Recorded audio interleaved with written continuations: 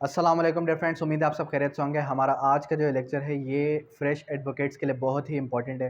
आज के इस लेक्चर के अंदर मैं जो है आपको ये बताने जा रहा हूँ कि प्रैक्टिसिंग एडवोकेट के लिए जो अभी फ्रेश हमारे पास साइटेटर आया है क्रिमिनल लॉ, वो किस तरीके से हेल्पफुल है। अब हमारे पास ये एक साइटेटर है, ये है क्रिमिनल लॉ का साइटेटर, ठीक है।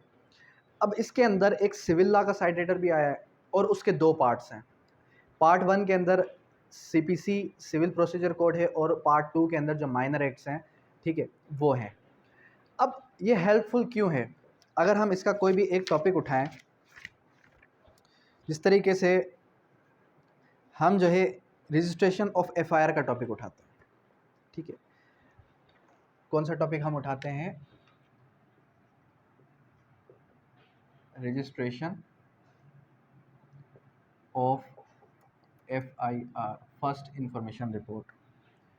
अब जब एफआईआर का टॉपिक आप किसी भी बुक को उठाएं तो उसके अंदर इस तरीके से इंटरप्रिटेशन या फिर इस तरीके से केस लॉज नहीं मिलेंगे आपको जिस तरीके से इसके अंदर आपको मिलेंगे।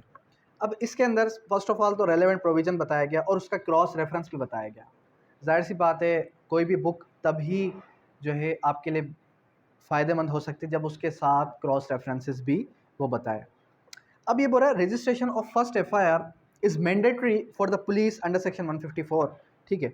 कॉग्निजेंस और cognizable offence, a suspect is not to be arrested upon registration of an FIR is the matter of course and upon registration of FIR unless the situation of the grounds of warrants, जब तक उसके खिलाफ warrants ना हो तब तक एक suspected person को अरेस्ट नहीं किया जा सकता FIR की बुनियाद पर।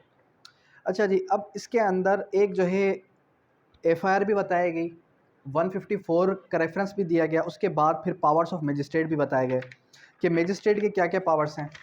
फिर उसके बाद रजिस्ट्रेशन ऑफ सेकंड एफआईआर, जिस तरीके से आपको पता है कि आसिफ सईद खोसा साहब के टाइम पे 2018 के अंदर जो सेकंड एफआईआर है वो बैन कर दी गई। तो यहाँ पर उसका केसला नंबर भी है PLD 2018 supreme court page number 595।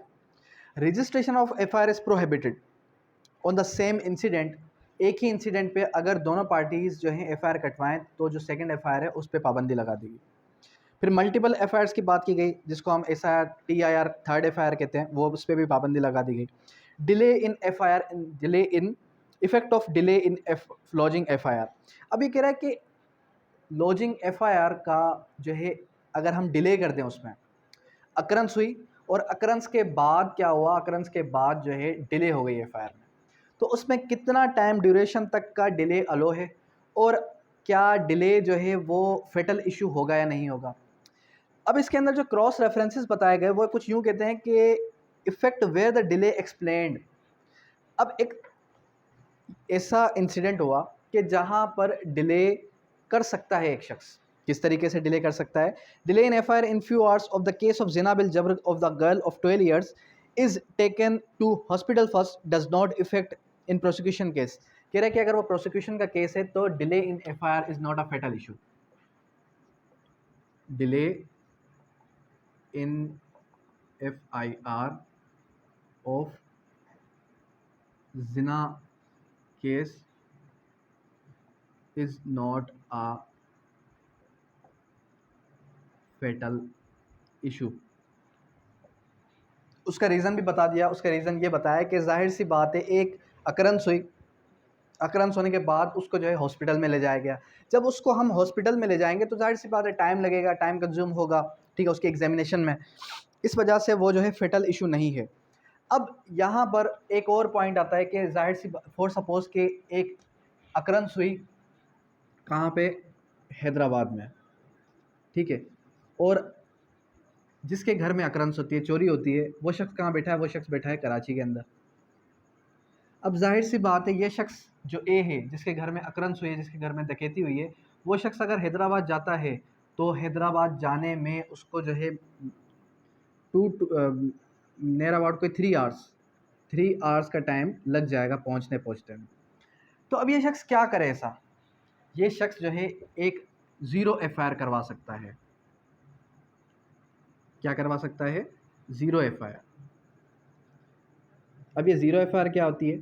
Zero FIR हम उसको कहते हैं कि ये शख्स जहाँ मौजूद है कराची के अंदर मौजूद है, तो एक जो है ज़ीरो एफआईआर की सूरत में एक एफआईआर करवाएगा उसी जगह पे जहाँ पर वो शख्स मौजूद है।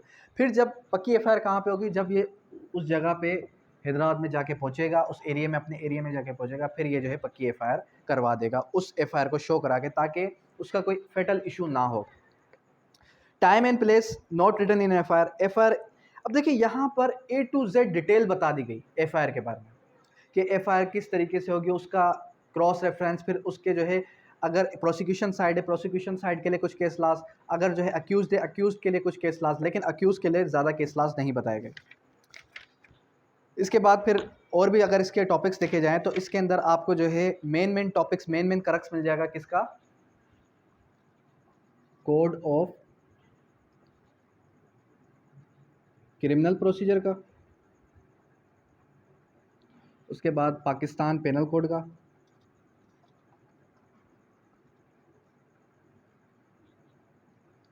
ठीक है, उसके बाद कानून शहादत ऑर्डर का।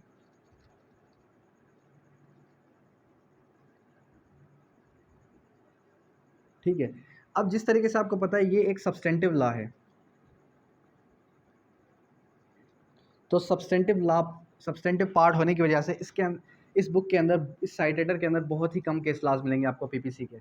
लेकिन जो हमारे पास सीआरपीसी है और इसी के साथ साथ कानून शहादत ऑर्डर है, इसके बहुत ज़्यादा आपको केस लॉज भी मिलेंगे, और मोस्टली टॉपिक्स जो हैं वो किसके हैं, मोस्टली टॉपिक आपके क्यूएसओ और सीआरपीसी के आपको मिल जाएंगे इस साइटेटर के अंदर। जिस तरीके से फॉर एग्जांपल अगर जो है विटनेस की बात की गई, अगर क्यूएसओ की बात करें, तो जहाँ पर विटनेस की बात की जा रही है, तो विटनेस के साथ साथ ये जो है काइंड्स ऑफ विटनेस बता रहा है कि विटनेस कितने काइंड्स के हैं।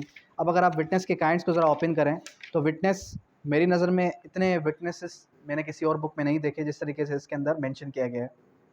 एक हमारे को मिल जाता है chance witness, child witness, deaf and dumb witness, और उसके बाद principles, give up witness, hostile witness, injured witness, interested witness, sole witness और वजटक्कर विटनेस। ठीक है, और अगर रिमांड का अगर आप टॉपिक उठाएं तो रिमांड जो है, रिमांड की और भी काइंड्स इसके अंदर मेंशन है। जिस तरीके से मैंने एक और काइंड देखी थी इसके अंदर रिमांड की, जो था सक्सेसिव रिमांड। सक्सेसिव रिमांड, अब ये जो सक्सेसिव रिमांड है ये आपको बैरक के अंदर नहीं मिलेगी। अब ये सक्सेसिव रिमांड होती क्या है, सक्सेसिव रिमांड हम उस रिमांड को कहते हैं कि फॉर सपोज एक शख्स है, अब उसका रिमांड कॉन्टेस्ट करना है, और वो शख्स एक ही पार्टी है, एक शख्स है, लेकिन वो मुलविस है एक से ज़्यादा क्राइम्स के अंदर, एक से ज़्यादा जो है अक्रंस के अंदर। तो एक से ज़्यादा अक्रंस के अंदर जब उसका रिमांड लिया जाएगा तो उसको हम सक्सेसिव रिमांड कहते हैं। ठीक है, simultaneously does not, when a person acquires and accused more than one cases and where more than one FIRs are registered against him is arrested, remanded to physical custody। यानी कि एक शख्स है, एक पार्टी है, और उसके ऊपर मोर देन वन